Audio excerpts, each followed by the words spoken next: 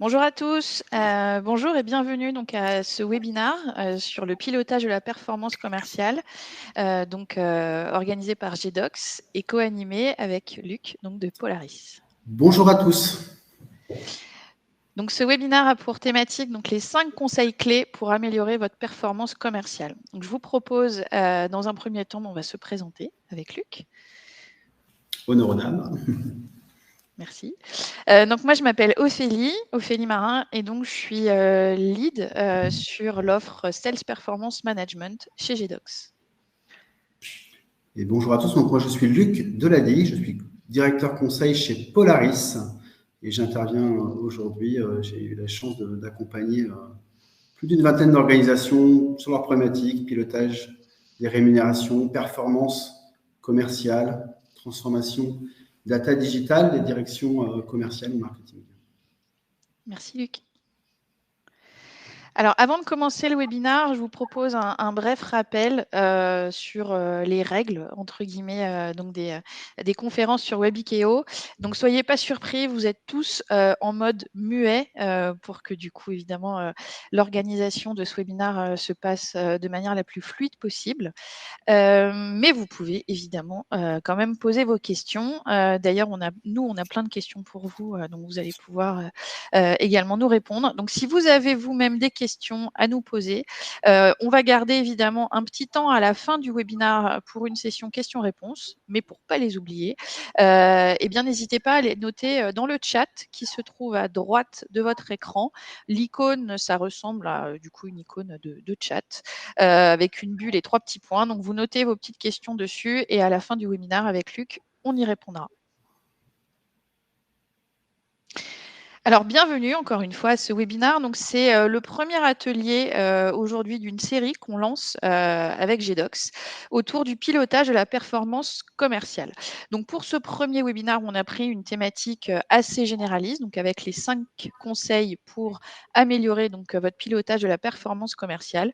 Et donc, à travers ces échanges, ces rencontres, ce qu'on vous propose, ce qu'on vous promet, c'est des partages sur les meilleures pratiques sur vos problématiques métiers.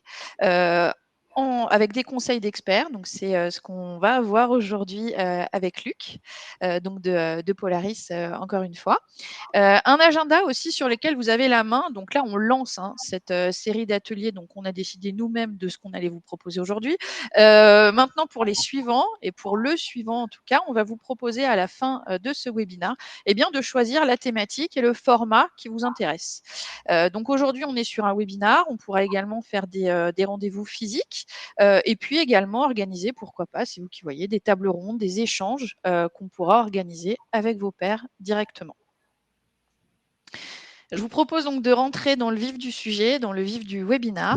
Et donc l'agenda qu'on a préparé avec Luc pour aujourd'hui, c'est tout d'abord évidemment de poser un petit peu le contexte, où on en est aujourd'hui, comment ça fonctionne en règle générale, le pilotage de la performance commerciale.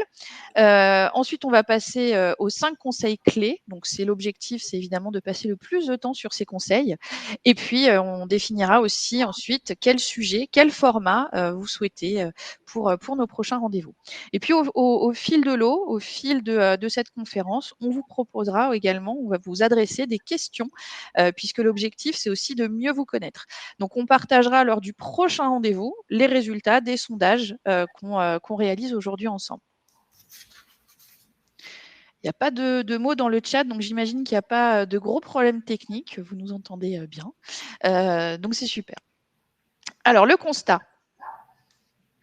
Le constat aujourd'hui, c'est que 70% des CXO n'ont pas confiance dans la capacité de leur organisation à pivoter et à s'adapter face aux imprévus. Donc, on est sur un constat quand même inquiétant. Ce chiffre, il nous a été partagé par Deloitte lors de l'événement Future of Finance qui a eu lieu en octobre et dont GDocs on était partenaire. Donc, on a un vrai souci aujourd'hui dans la confiance donc des boards des organisations pour pouvoir du coup mieux s'adapter, anticiper, pivoter du coup, face aux changements. Et on le sait aujourd'hui, on est dans un contexte clairement, incertain avec des prévisions, d'inflation et des prévisions, assez, alarmistes donc pour 2023. Donc la question, c'est comment on fait justement pour s'adapter et pour s'organiser, dans les prochains mois et les prochaines années. Donc, la première question qu'on a, parce qu'aujourd'hui, on partage finalement un chiffre sur la capacité, justement, sur la confiance en l'organisation à pouvoir s'adapter. Comment vous, finalement, vous appréhendez 2023 pour votre business, pour votre organisation? Donc, vous avez la question normalement dans le chat, dans la zone sondage, donc à droite de votre écran. Donc, c'est la petite icône qui est juste en dessous le chat, justement. Et donc, on va vous laisser une petite minute pour répondre à cette question. Donc, c'est une question du coup avec réponse à choix multiples. Donc, est-ce que vous appréhendez tranquillement 2023? Est-ce que vous ne savez pas du tout à quoi vous attendre? Il y a du changement en perspective, mais c'est bon, mon organisation a anticipé ces changements, on vous le souhaite. Ou bien il y a du changement en perspective, mais on n'est pas encore prêt. Je vous propose maintenant donc de passer à la partie sur comment est organisé justement le pilotage de la performance aujourd'hui et quelles sont les ambitions donc par rapport aux ambitions de l'entreprise. Donc le pilotage de la performance commerciale, on appelle ça souvent SPM pour Sales Performance Management. Et donc c'est un domaine évidemment stratégique pour l'entreprise. Alors je dis évidemment, mais je vais expliquer du coup maintenant pourquoi. Donc quand on a des résultats commerciaux qui sont bien largement supérieurs aux objectifs ou bien équivalents et égaux aux objectifs ambitieux de l'entreprise, on va impacter évidemment sur la croissance de l'entreprise en elle-même. Et derrière, donc l'autre point sur lequel ça va avoir un impact, c'est aussi sur la valorisation de l'entreprise. Évidemment, si on est sur des résultats commerciaux inférieurs aux objectifs, on va rentrer dans un cercle vicieux beaucoup moins sympathique. Donc, on est sur un domaine fort sur l'ensemble de l'entreprise par finalement ce cercle vertueux ou vicieux. On se rend bien compte que l'impact, il va bien plus loin finalement que l'organisation commerciale. On a le Chief Revenue Officer qui est évidemment impacté. On a aussi la DRH qui va être impactée puisque souvent c'est la DRH donc du coup qui s'occupe à la fois de la partie prime, de la partie également progression du coup des salariés de l'entreprise. On a également le CFO qui est en charge du coup également de publier les résultats de l'entreprise. Et puis indirectement, on va également avoir le marketing, la supply chain, voire le responsable technique de l'entreprise selon le secteur d'activité. Les risques qu'on identifie en cas de résultats qui sont inférieurs, qui sont en deçà du coup des estimations prévues, c'est tout d'abord, en premier, une démotivation des équipes.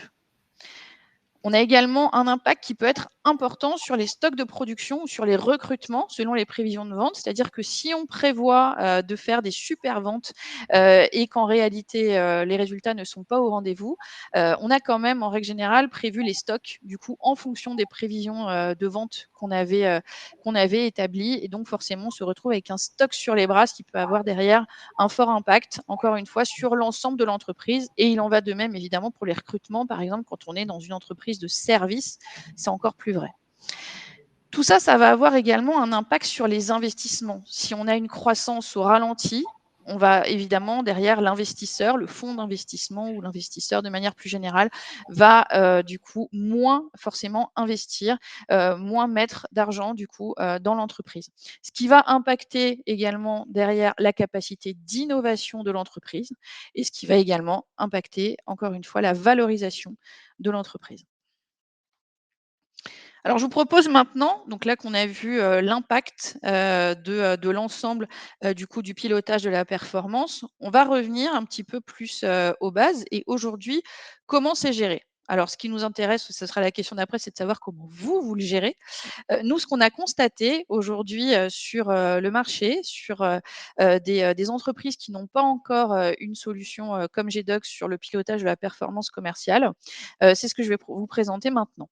Donc, on a donc une organisation commerciale qui dépend souvent du secteur d'activité. Donc, on a le vendeur ou le commercial le responsable commercial ou le directeur de magasin, l'area manager ou le responsable de secteur ou le responsable régional, un directeur commercial et à partir du moment où on a une certaine taille d'organisation, on va retrouver un chief revenue officer.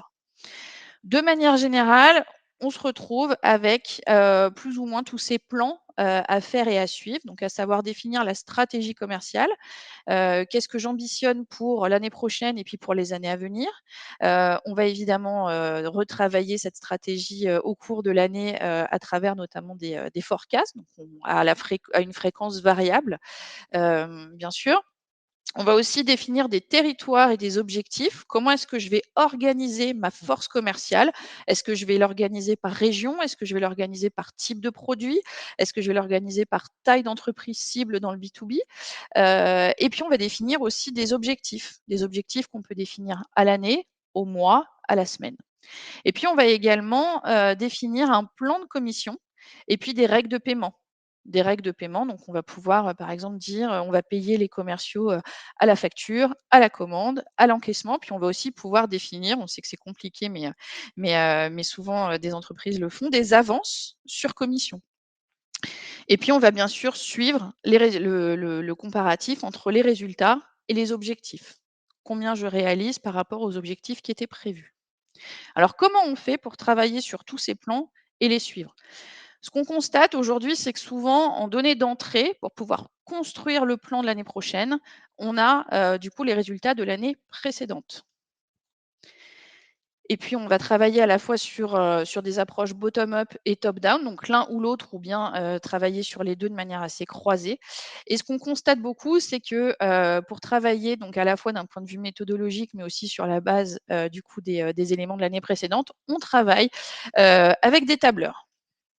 Alors, je vous dirais bien un tableur, mais en réalité, apparemment, il y en a énormément qui se croisent dans tous les sens pour échanger de l'information pour une V1, une V2, une V3, et cetera. Et puis pour échanger l'information, c'est le téléphone ou bien c'est le mail. Donc l'impact de ça, les principaux risques, du coup, qui ressortent de ces méthodes de travail, actuelles, c'est évidemment un risque d'erreur de calcul puisqu'on est donc vous l'avez compris sur un processus donc qui, je pense que vous le subissez, très chronophage, mais qui est aussi très manuel et qui donc représente évidemment un risque d'erreur de calcul et on l'a vu, hein, avec un impact derrière qui peut quand même être très, très important. Des prévisions qui sont peu fiables. Donc aujourd'hui, donc là, on le voit, ce qu'on vient de partager, c'est que souvent, les données d'entrée, du coup, pour travailler sur le plan de l'année suivante, c'est les données de l'année précédente. Je pense que on a tous en tête ce qui s'est passé ces dernières années avec, notamment, le covid et puis d'autres éléments. On le sait, il faut savoir s'adapter et comme données d'entrée, on n'a pas que, forcément, les données de l'année précédente qui vont pouvoir influer finalement sur le business de l'année suivante. L'autre impact un petit peu plus terre à terre, c'est les délais que vont générer du coup cette méthode dans les calculs des commissions des commerciaux. Et puis quand on a plus de délais et puis des erreurs dans ces calculs, ça va évidemment démotiver l'équipe commerciale. Et puis un autre point très important, surtout dans ce temps incertain, on en parle depuis le début, c'est le manque d'agilité du coup que génèrent ces processus ou ces méthodes de travail, si on a besoin de réajuster les règles ou de manière un petit peu plus profonde la stratégie commerciale de l'entreprise. Donc ce qu'on voit, c'est ce qu'on constate du coup, c'est malgré une ambition souvent forte, hein, pour l'entreprise, eh bien on se retrouve avec très, très peu de moyens quand même pour travailler sur ce sujet central, stratégique, qui est le pilotage de la performance commerciale. Alors, on arrive au deuxième sondage. Donc, on aimerait bien savoir, vous, comment vous travaillez au sein de votre organisation sur les processus de pilotage de la performance commerciale. Donc, tout va bien, parce qu'on a un expert en macro Excel dans l'équipe, donc on est content. Ou bien, réponse 2, les processus SPM sont digitalisés sur une solution spécialisée. Ou 3, on travaille avec un petit peu des deux et c'est perfectible. Je vous propose maintenant de passer aux 5 conseils pour améliorer votre performance commerciale et je vais donner la parole à Luc. Merci Ophélie pour avoir posé ce cadre où effectivement, alors moi je vous l'ai dit un petit peu, hein, j'ai accompagné un peu plus d'une vingtaine d'organisations sur ces sujets-là là, depuis ma carrière. Il y a beaucoup de bonnes choses à apprendre de ce que font les différentes organisations. Et il y a quelques petites thématiques sur lesquelles je voudrais revenir avec vous aujourd'hui pour vous donner des petits éclairages et puis peut-être les reprendre en détail sur des prochaines sessions. Alors, allons tout droit sur le conseil numéro 1, Ophélie. Alors, à mon sens, la première chose à bien travailler au sein des organisations, c'est la motivation des équipes. Alors, pourquoi la motivation? Parce que dans les faits, ce qu'on constate, et je vais vous donner quelques chiffres qui peuvent vous permettre d'éclairer un comité de direction ou entre guillemets d'alimenter la chronique et la préparation de vos futurs projets de transformation. Dans un monde idéal, on considère qu'un taux de turnover, donc un taux d'attrition ici, tel que formulé, c'est d'environ 15%. C'est-à-dire que le renouvellement des équipes d'une organisation, pour que par effet de Noria, la masse salariale diminue, pour que il y ait un rafraîchissement des idées, de la force vive quelque part par l'embauche de plus jeunes, on considère que ce taux-là, il devrait être de manière optimale de 15%. C'est plutôt un chiffre DRH, un chiffre porté par les ressources humaines. Et à côté de ça, côté direction commerciale, ce qu'on constate, c'est que le turnover annuel moyen pour les forces commerciales, il est de 29%. C'est-à-dire qu'on a un écart de 15 points où on est deux fois moins en capacité de retenir les talents dans les équipes commerciales. Et dans le même temps, également, on vous donnera les sources, hein, vous les avez d'ailleurs, je crois, sur le slide. On sait qu'un top vendeur, c'est quelqu'un qui, après un parcours, d'abord de formation, après d'apprentissage, qui va réaliser ses premières ventes, qui va prendre peut-être des responsabilités sur des comptes, sur des secteurs.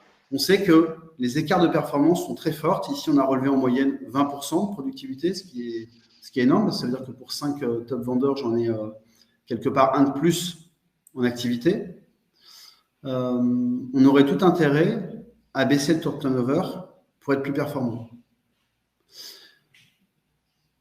Cette idée que les équipes doivent rester motivées, et en tout cas moi ce que je vois au quotidien chez les clients que j'accompagne, c'est que si les gens quittent les organisations, alors ce n'est pas que pour des problématiques de rémunération, ça en fait partie, mais bien au contraire, c'est plutôt des choses qui sont...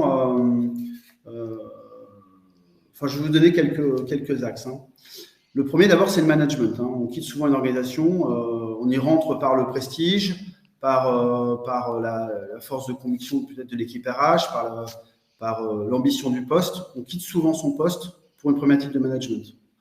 On parle aujourd'hui de performance commerciale, de SPM, Sales Performance Management.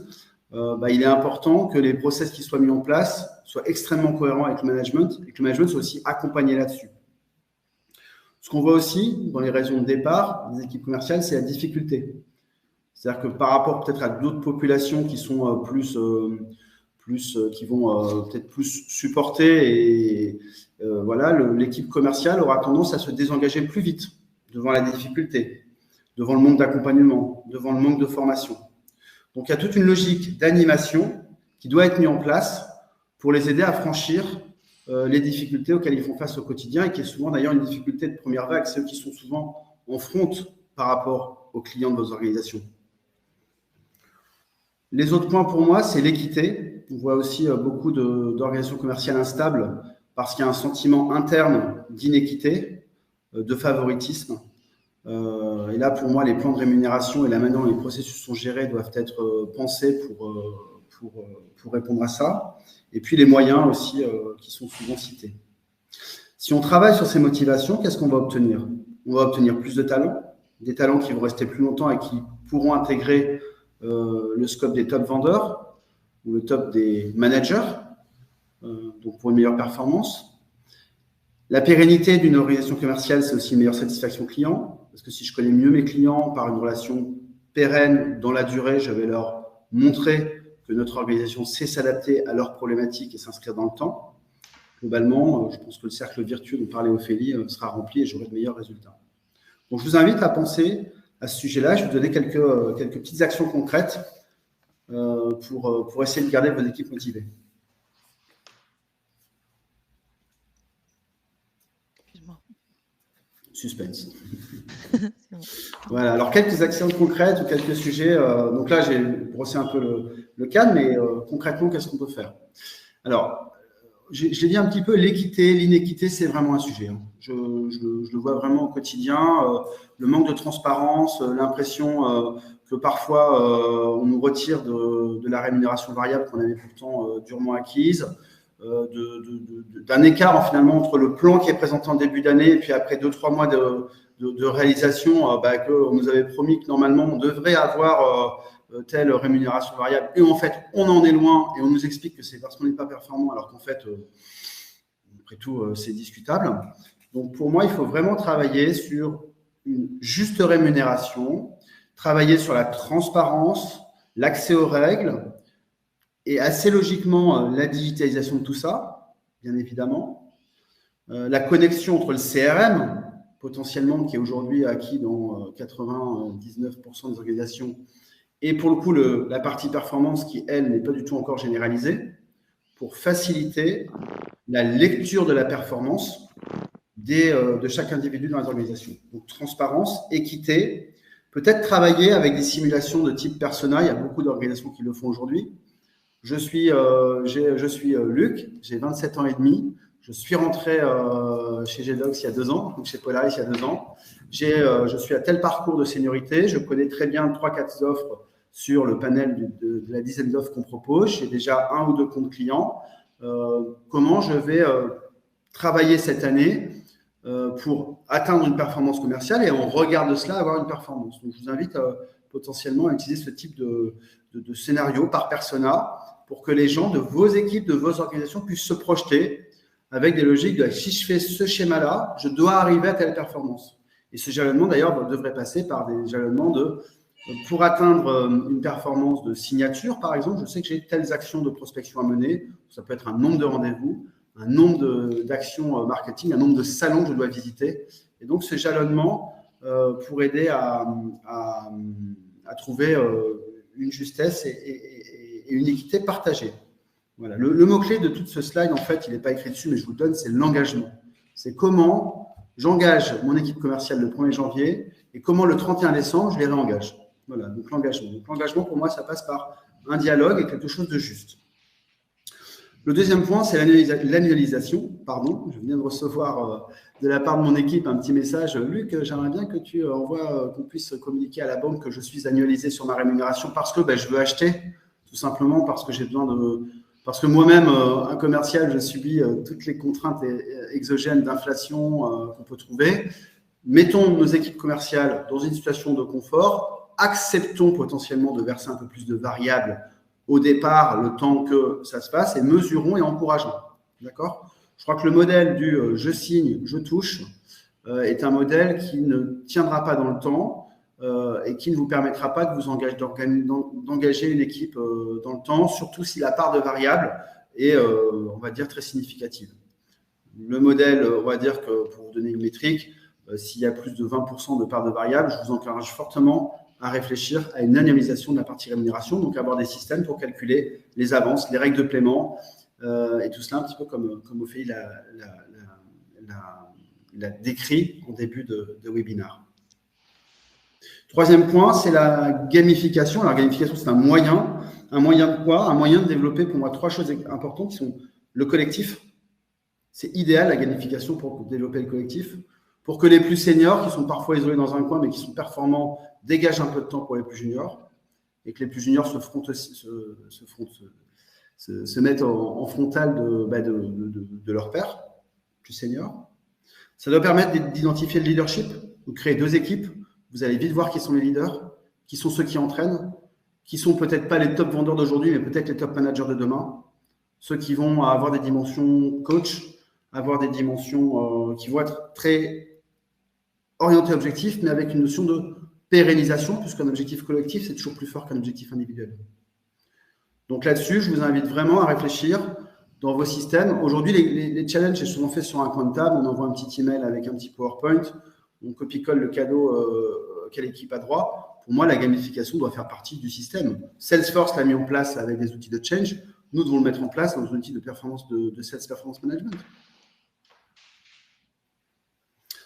Le quatrième point, c'est oui, il y a de l'aléa, on le sait. Nous, je suis dans le service. Toutes les contraintes de KPIs opérationnels, l'intercontrat, le nombre d'avant-ventes, le staffing des équipes, le tarif journalier moyen, enfin toutes ces problématiques-là. Gardons dès le début de l'année, de manière transparente avec les équipes, des bonus que l'on attribue à la carte, avec des règles, des petits règlements, mais on le fait avec une certaine forme de transparence, de manière animée, et pourquoi pas de manière collégiale. En un moment, ce serait quoi pour vous le bonus de demain? Quelles actions vous voudriez qu'on encourage parce que vous savez qu'elles auront un impact direct sur le prochain quarter. Cette logique-là, elle est importante parce que si vous avez ces mécanismes d'enveloppe, d'accord, et pour moi, la somme de masse salariale attribuée à la performance commerciale, il faut vraiment la voir par petits compartiments, par petits segments. J'ai travaillé avec des clients qui avaient vraiment fait ces modèles-là. On doit être capable d'associer à chaque enveloppe une performance. Donc, être capable de dire à son DAF, ce budget-là que je t'avais demandé, je vais l'allouer et je vais le payer parce que j'ai tel niveau de performance en face à te garantir. Et je pense que ce travail-là, il faut vraiment le faire. Alors, pas dès début d'année, bien évidemment, définir ce qui va nous arriver. Est-ce qu'on aura des gilets jaunes? Est-ce qu'on aura l'absence? Je ne le sais pas. Mais prévoir un volume de 10 à 15% de ce budget pour pouvoir organiser, orienter et se préparer aux événements qui nous arrivent demain après-demain, ça me paraît indispensable. Alors, bon, le webinaire est assez court, donc c'est un petit peu compliqué de tout détailler.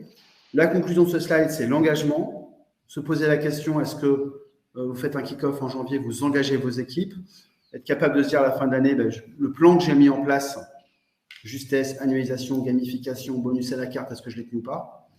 Être capable de voir quels objectifs vous avez atteints opérationnellement et être en mesure de pouvoir engager vos commerciaux. Et je pense que ces conseils-là, de manière très pratique, vont vous permettre de fidéliser plus vos équipes commerciales et donc d'atteindre votre performance.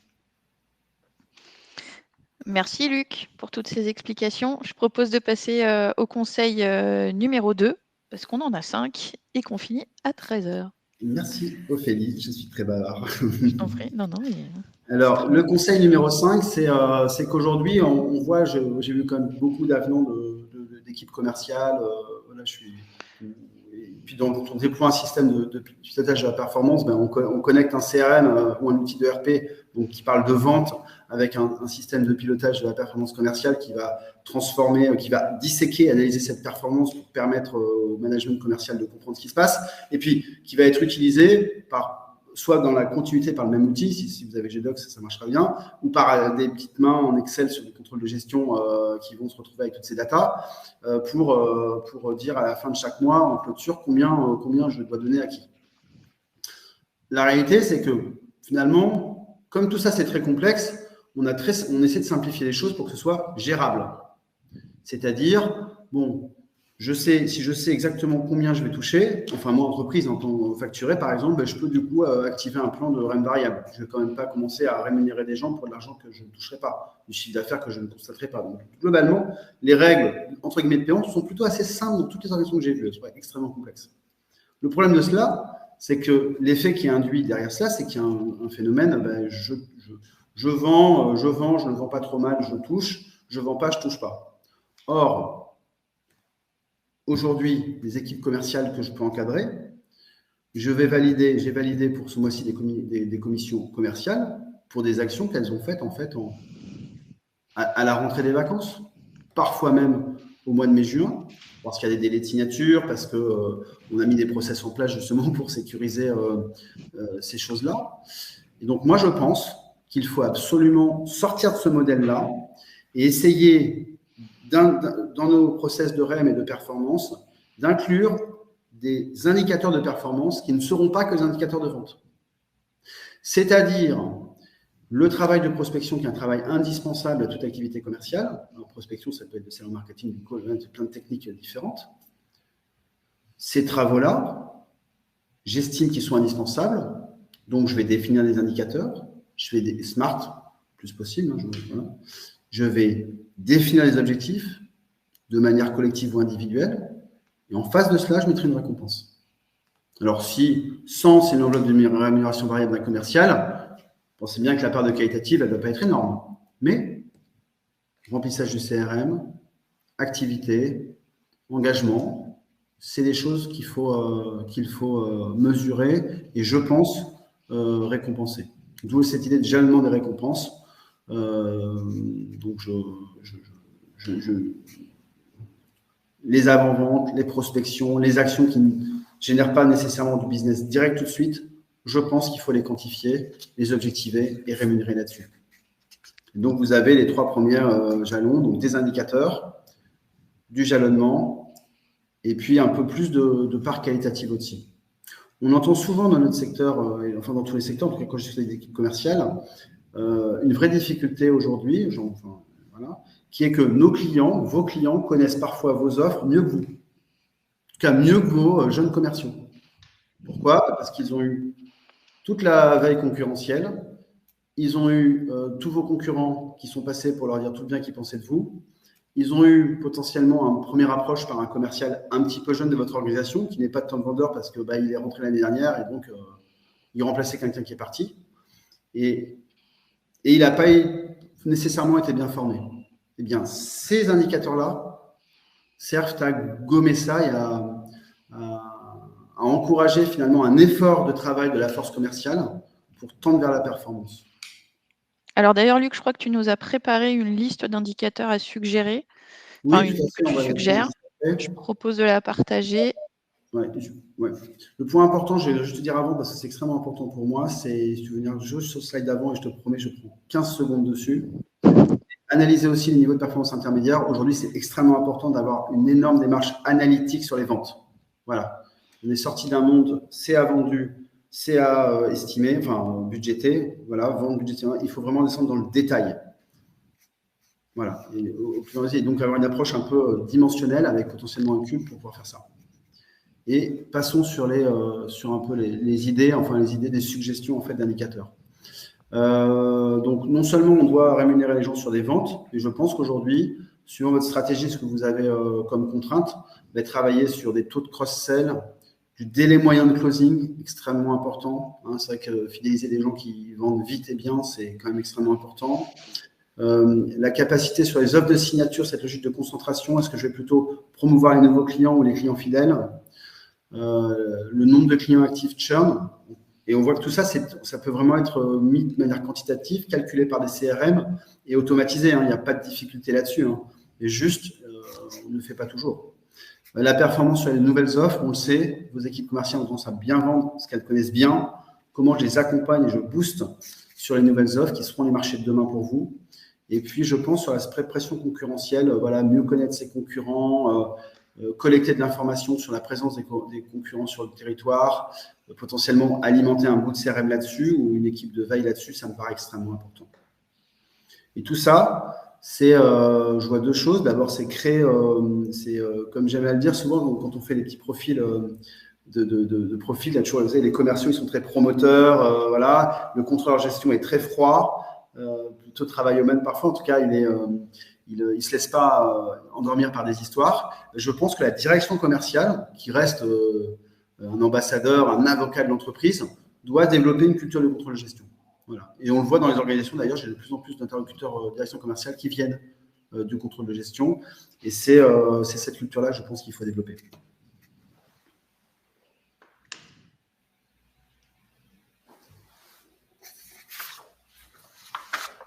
2023, alors, a-t-on vraiment le choix ? Savoir se transformer. A-t-on vraiment le choix, Ophélie, pour 2023 ? Qu'en penses-tu ? Non. Je mets le doigt là, crac, voilà. Après, je ne vais pas m'étendre sur ce que nous on vit, mais ce que je vois à peu près à droite à gauche, hein, une inflation significative, du coup des marges qui se tassent, donc une nécessité d'aller défendre les marges, défense de nos marges. Je ne croise que des directeurs commerciaux qui me parlent de ça. Ceci dit, on ne va pas rentrer dans le défaitisme et un peu la paranoïa. En fait, c'est comme dans toute phase. Il y aura des grands gagnants, des grands perdants, et en fait, c'est chacun à son niveau dans une organisation qui peut amener à ça. Si vous avez suivi les premiers conseils, vous avez une équipe engagée qui est maintenant formée, responsable, et qui a un plan de rémunération ils auront les dents ils auront envie de mordre les projets et les avant-ventes ou les kilomètres ou les coups de téléphone pour promouvoir l'entreprise. Donc, du coup, vous êtes bien armés si vous avez suivi les premiers conseils.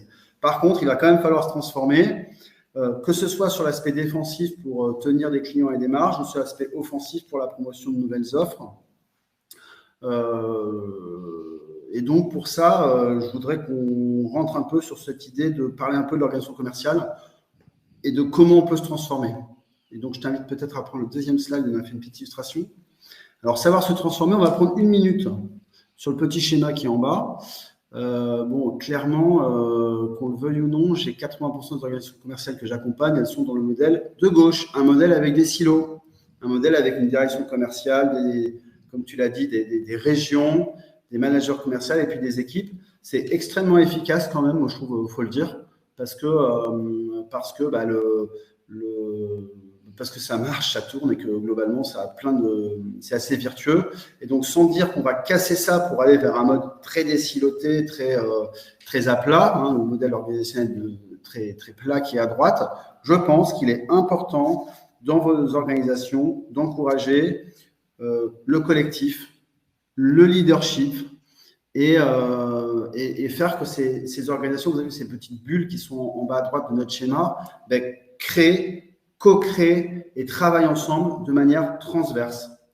Donc, ça veut dire dans vos organisations potentiellement désiloter, identifier le leadership en lui confiant potentiellement des fonctions un peu plus transverses d'animation d'offres, de formation, de coaching, développer le collaboratif et essayer de donner de l'agilité. Moi, je crois beaucoup au cercle de gauche pour tout ce qui est management, d'accord, mais potentiellement avec des fréquences, peut-être avant l'équipe commerciale, la micro-équipe, le petit triangle en bas à gauche, tous les lundis matins, le petit manager faisait son point, puis toutes les 3 semaines, c'est le responsable de région, puis tous les 2 mois, le directeur commercial. Je pense que une fois par mois, qu'il y ait une logique de management de manière individualisée, ça me paraît bien, mais qu'on développe beaucoup plus le modèle de droite au quotidien. On a la chance maintenant d'avoir plein d'outils connectés pour pouvoir communiquer. Donc, c'est très facile de réunir de manière transverse les gens. Les Teams sur Microsoft, par exemple, c'est très bien. Et on a les outils de pilotage aujourd'hui pour, entre guillemets, que tout le reporting de consolidation du modèle pyramidal de gauche se fasse de manière complètement automatisée. Et qu'en 24 heures, vous ayez le chiffre de toute la performance de toutes les équipes, l'historique sur 1 mois, 3 mois, 4 mois. Donc, si dans vos organisations, il y a quelque chose qui dérape, vous allez le voir très vite et en 3 coups de téléphone, vous allez pouvoir mettre le doigt dessus. D'accord ? On a fini ce mode du reporting PowerPoint, du commercial le vendredi soir qui envoie à son chef le lundi matin qui est consolidé, qui est renvoyé, ainsi de suite. Je pense qu'aujourd'hui, les outils permettent d'avoir des silos présents mais très, très efficaces et qu'il faut tendre à développer l'agilité, donc formation, la connaissance de l'offre, mieux connaître vos offres, plus d'agilité, capitaliser des réunions finalement, c'est je formalise mon offre, je demande à mes équipes, allez voir nos clients, expliquez-leur ça. C'est la première manière de le faire, c'est ce qui a marché pendant 15 ans. Aujourd'hui, je vais faire différemment. Je vais présenter mon offre à mon équipe commerciale et de manière collective, ils vont la reformuler avec leurs mots et ils vont faire leur propre proposition de valeur. Voilà. Et donc là, qu'est-ce que je fais ? Je fais du collectif, j'identifie des leaders, je fidélise parce que je donne du sens et de l'engagement à mes équipes par ce dialogue. Et donc, normalement, je les engage. Merci, Luc. Alors, je propose de passer au conseil numéro 4, développer la confiance. Donc, tu en as déjà un petit peu parlé, Luc. Les bénéfices attendus, donc avec plus de confiance dans l'organisation, c'est évidemment un meilleur engagement du collaborateur. Donc, Luc, tu en as parlé déjà. C'est vraiment un sujet important et comme tu le disais, qu'on engage le collaborateur au début de l'année, mais aussi à la fin de l'année fiscale.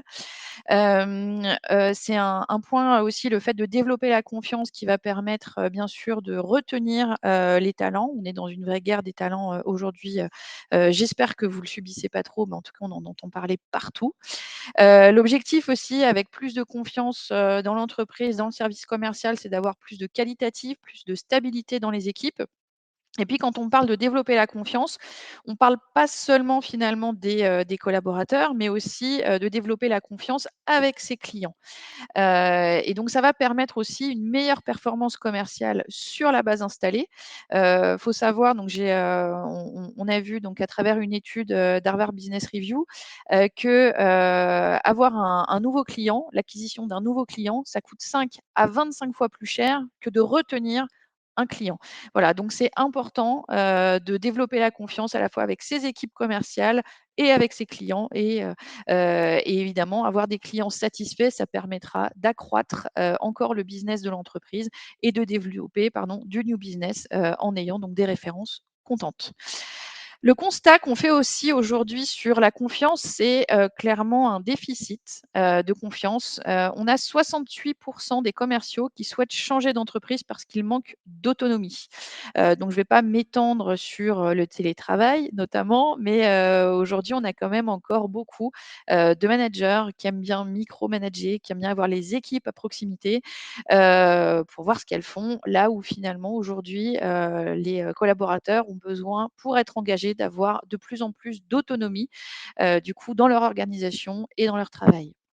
Et puis chez les clients, on voulait vous partager aussi cette stat, qui nous semble très intéressante. C'est que 82 des acheteurs pensent que les commerciaux sont insuffisamment préparés. Voilà, donc ça, c'est important parce que du coup, ça veut dire qu'il y a un manque finalement de confiance, dans, la fiabilité, du coup des commerciaux, qu'on a en face quand on est client. Et puis, pour, vous faire sourire un petit peu aussi, dans les autres services de l'entreprise, entre, le commerce et les autres services de l'entreprise, il y a parfois également un souci de confiance, puisque quand on attend les éléments variables de paye, bah, ça peut crisper, un petit peu, bah, les services payeurs. Donc voilà, quand on attend les éléments de commission, bon, en règle générale, déjà, on les attend longtemps. Et puis comme, si je reviens sur ce qu'on disait au début, sur, les, processus très chronophages, très manuels, sur le risque d'erreur, sur les délais, voilà, on est vraiment sur quelque chose qui peut être très, très compliqué et subi par l'ensemble, de l'organisation. Donc en termes d'actions concrètes, de conseils qu'on vous suggère, qu'on vous partage pour développer la confiance dans l'entreprise, alors on a des conseils à plusieurs niveaux. Le premier, c'est au niveau de la stratégie, de co-construire, d'impliquer les collaborateurs. Pour les engager, il faut les impliquer aussi. Au niveau de la stratégie commerciale et puis des plans d'exécution. Donc comme, tout à l'heure, Luc, le présentait, arrêter finalement avec cette organisation pyramidale et travailler plus en mode collaboratif, donc au sein, de l'entreprise et en particulier du service commercial. Au niveau du plan de commissionnement, d'essayer de mettre en place des règles simples, d'avoir un dispositif de commissionnement qui est compris par tout le monde, avec des objectifs à la fois atteignables, justes et des règles simples. Au niveau des objectifs eux-mêmes, pour rester cohérent, par rapport à ce qu'on disait tout à l'heure sur l'engagement du collaborateur, mais aussi sur la confiance des clients, dans les offres, de l'entreprise, eh bien, c'est aussi d'avoir un alignement entre les indicateurs, de succès de l'entreprise et la rémunération des commerciaux. Voilà, ça permet de fédérer, ça permet de développer aussi le sentiment d'appartenance des commerciaux, à l'entreprise et donc de plus les engager et puis d'avoir un plan motivant à tout moment de l'année. Voilà, on en a parlé plusieurs fois, c'est un point qui est vraiment important. Au niveau opérationnel aussi, de former, de prendre du temps pour former les commerciaux. Un point qui revient souvent, aussi, quand on lit un petit peu, les points de satisfaction et puis les points un peu de crispation des commerciaux. Il y a beaucoup de commerciaux qui estiment qu'ils n'ont pas assez de temps finalement pour faire leur métier, pour travailler sur la vente réellement, et puis qu'ils ont parfois pas toutes les informations nécessaires, alors que parfois, c'est simplement parce qu'on ne sait pas exactement comment utiliser tel outil, ou bien également qu'on a besoin bien d'être formé pour mieux connaître le secteur d'activité dont on doit s'occuper parce que c'est notre territoire de l'année. Un autre point important aussi, ou une suggestion, ça peut être également d'inclure le niveau, pour développer la confiance, pardon, ça peut être d'inclure le niveau de satisfaction client dans le plan de commissionnement. Alors ça, c'est quelque chose qui est fait de plus en plus dans les entreprises, c'est-à-dire que les commissions des commerciaux ne dépendent pas seulement du succès qu'ils ont dans la signature des contrats, mais aussi de la satisfaction de leurs clients par rapport à ce qui a été vendu. Et puis enfin, dernier point sur ce conseil, ce qui va me permettre de faire la transition avec le dernier conseil, c'est au niveau de l'information. Donc c'est de mieux partager et de mieux maîtriser l'information. Donc on arrive du coup sur le dernier conseil, qui est de passer à une vraie planification. Alors ce qu'on constate aujourd'hui, c'est, comme le disait Luc tout à l'heure, il y a énormément d'entreprises qui ont déjà un CRM. En revanche, tout autour, on est quand même sur beaucoup de bricolage. Les bénéfices attendus avec une vraie planification, d'ailleurs il y a une petite faute, pardon, avec une vraie planification, c'est de piloter la croissance. Donc piloter la croissance, avoir confiance dans les prévisions qu'on réalise, de favoriser la prise de décision. Aujourd'hui, donc c'est ce qu'on disait au tout début, il y a un manque de confiance dans la capacité de l'entreprise à finalement pivoter, à réagir, à s'adapter aux imprévus. Là, l'idée, c'est de favoriser la prise de décision, de l'accélérer, d'avoir des prévisions qui soient plus fiables. Le deuxième point, c'est d'accélérer la création de valeur, de faciliter, par exemple, le fait de reproduire le succès pour développer encore plus de croissance dans l'entreprise, d'attirer les meilleurs talents, on en a beaucoup parlé, et puis de faire preuve aussi de transparence. Un sujet qui est important chez les commerciaux, c'est la confiance et la transparence également. Et donc là, en passant à une vraie planification, on va pouvoir avoir une seule source de vérité, et puis pouvoir expliquer les choses, pouvoir les anticiper également. Par exemple, si j'ai reçu une commission et que je ne comprends pas pourquoi j'ai reçu ce niveau de commission, eh bien, en travaillant sur une vraie planification, eh bien, on devrait, et c'est ce que je vais vous présenter maintenant, eh bien, pouvoir l'expliquer très facilement. Alors, avec GDocs, on vous propose donc une approche unifiée de la planification des ventes avec une plateforme unique, avec une seule source de vérité, une plateforme unique à tout niveau et accessible en mobilité, donc qui permettent du coup d'avoir une solution simple, facile à utiliser pour les commerciaux, qui soient, même s'ils sont itinérants. On est donc sur une solution de pilotage de la performance unique pour travailler à la fois sur la stratégie, sur les territoires, pour définir les territoires et les objectifs, et enfin sur les commissions.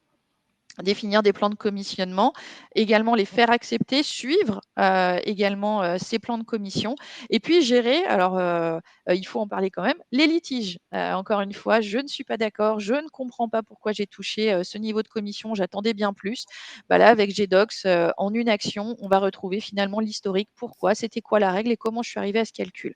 Ce qui va permettre d'enlever aussi une épine, souvent, dans le pied du responsable commercial ou du directeur commercial, qui est appelé 40 fois par jour parce que l'ensemble des commerciaux ne sont pas d'accord ou n'ont pas compris leur niveau de rémunération. Des points différenciants de l'offre, donc je vais en citer quelques-uns. Alors je suis désolée, il est 13h03, on finit à 8h10 si ça vous va. L'intelligence artificielle, donc avec GDocs, on a de l'intelligence artificielle embarquée dans la solution depuis maintenant assez longtemps. Donc on a des clients qui l'utilisent, on a leur retour d'expérience, voilà, et c'est d'autant plus intéressant sur ce volet Sales Performance Management. On parle aujourd'hui de SPM, mais GDocs, c'est une solution de planification d'entreprise. Donc l'intelligence artificielle, elle est d'autant plus pertinente sur le Sales Performance Management, mais elle est vraie également sur l'ensemble de la solution. Donc l'intelligence artificielle, avant, elle va permettre par exemple de prendre, d'anticiper des changements, d'évaluer des signaux faibles pour pouvoir mieux anticiper demain, réaliser des prévisions plus justes. On va pouvoir faire venir de l'information de l'extérieur sur des tendances, sur par exemple la météo pour le secteur de l'agriculture, sur par exemple si je travaille, si on est une chaîne d'hôtels et puis que on a un concert par exemple de Madonna à côté d'un hôtel, on sait que le taux de remplissage à ces dates-là, il va être énorme. Ça, on va pouvoir faire venir l'information directement avec le moteur d'intelligence artificielle pour pouvoir mieux prévoir, du coup, encore une fois, l'activité de demain. On pourrait aussi travailler sur l'IA, simplement sur la base des informations de l'entreprise. On pourrait y revenir, si vous le souhaitez, dans un rendez-vous dédié. Autre point important, j'en ai parlé rapidement, c'est l'usage mobile. On sait que c'est un point important pour les commerciaux sur ces fonctions, même si aujourd'hui on a beaucoup Teams ou bien des rendez-vous en web. L'objectif, c'est quand même aussi d'aller voir les clients et donc de pouvoir finalement travailler sur son plan, également faire des analyses, faire des scénarios, émettre des hypothèses, voir les impacts directement sur le mobile sans avoir besoin de se reconnecter sur le PC le soir. C'est quand même hyper pratique. Et puis, on est évidemment par rapport au process qu'on vous partageait au début sur ici une solution sécurisée qui va aussi faciliter la collaboration. On a un workflow très puissant dans GDocs qui du coup va permettre des interactions simples, également une traçabilité forte de l'information et puis le suivi des actions, savoir où j'en suis dans telle campagne, dans telle campagne budgétaire, dans ce forecast, quel service, quelle personne a pu renvoyer ces éléments. Et puis, on est également sur une solution qui est Excel-friendly, parce qu'on le sait aujourd'hui, la plupart des structures sur ce sujet du pilotage de la performance commerciale travaillent sur des Excel à côté du CRM. Eh bien, sachez qu'en fait, le travail que vous avez fait jusque-là, on va pouvoir le réutiliser tout simplement pour pouvoir mieux élaborer donc, ces tableaux de bord, ces reporting directement dans GDocs qui seront donc encore une fois sécurisés, plus collaboratifs et on aura surtout une seule source de vérité, à la fois donc pour le SPM, mais également, si vous le souhaitez, pour la planification de l'entreprise de manière plus générale. Je vous partage juste cette référence, donc Mitsui Chemicals, qui grâce à GDocs réalise donc des ventes, des prévisions de vente précises à 95%. Alors ils utilisent également l'intelligence artificielle embarquée de GDocs pour arriver à ces résultats, et donc ils sont arrivés donc du coup à cette amélioration très forte sur les prévisions en 12 mois. Je vous remercie. On a un tout petit peu débordé donc pour ce premier atelier GDocs France où on était accompagné donc de Luc. Merci Luc. Donc autour de ce sujet du pilotage de la performance commerciale. Ce que je vous propose maintenant rapidement, c'est de choisir ensemble comment on va faire les prochains ateliers. Première question, est-ce que vous voulez qu'on continue en web ou bien est-ce que vous voulez qu'on fasse un rendez-vous en présentiel? On pourrait faire par exemple un petit déjeuner pour faciliter les échanges, organiser une table ronde, définir, et puis après on va voir ensemble pour définir quelques thématiques. On pourra peut-être faire les deux, du présentiel et puis projeter en webinar la session. Mais j'en vois pas les croissants. Non, je rigole. Ça marche. Deuxième question. Alors, je suis allée un petit peu vite. Je suis pas sûre que Marion que vous ayez eu le temps de répondre du coup à la question qu'a lancée Marion. Pardon. Donc, la deuxième question qu'on va vous poser, c'est sur quelle thématique vous souhaiteriez qu'on organise ce prochain échange. Alors, on vous suggère, il y a 3 propositions. Le premier, c'est les plans commerciaux et les forecasts. Alors, pour info, on pense faire peut-être un atelier par trimestre sur 2023. On aimerait bien organiser le prochain en janvier. Donc, on pourrait vous aider à définir, par exemple, votre plan ou affiner votre plan pour 2023. Ou bien est-ce que vous souhaitez qu'on travaille plutôt ensemble sur la définition des territoires et des objectifs commerciaux ou bien sur les règles de rémunération variable. Voilà. Je vous laisse choisir du coup la thématique qui vous intéresse le plus.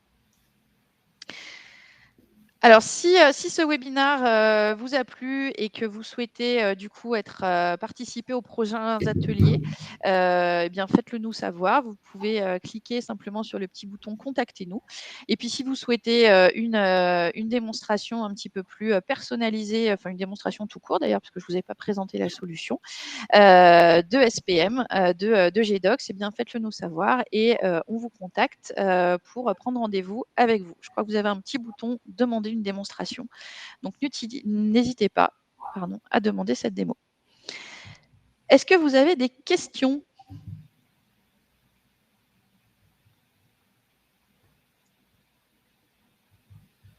Je ne vois pas de questions. Alors, écoutez, si vous n'avez pas de questions, vous n'osez pas les poser ici, mais que vous en avez qui vous viennent plus tard, pareil, n'hésitez pas, cliquez sur Contactez-nous et je me ferai un plaisir, avec Luc aussi, de répondre à vos questions. Je vous souhaite à tous une bonne journée et puis un bon appétit. À bientôt. Et merci Luc. Merci à tous. Merci Ophélie. Au revoir, bonne journée.